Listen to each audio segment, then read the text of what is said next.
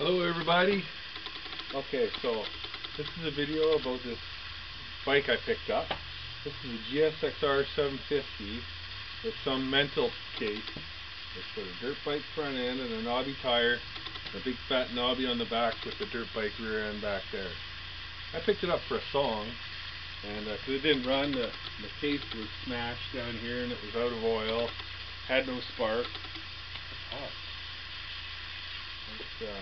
So I played with some wires, and I got a spark, and I placed a fuel line and put some gas in it,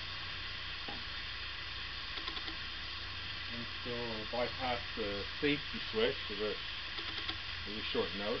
I got the choke jammed on, and I'm going to try and start it up. So got some quick start here. It's I got it to turn over earlier,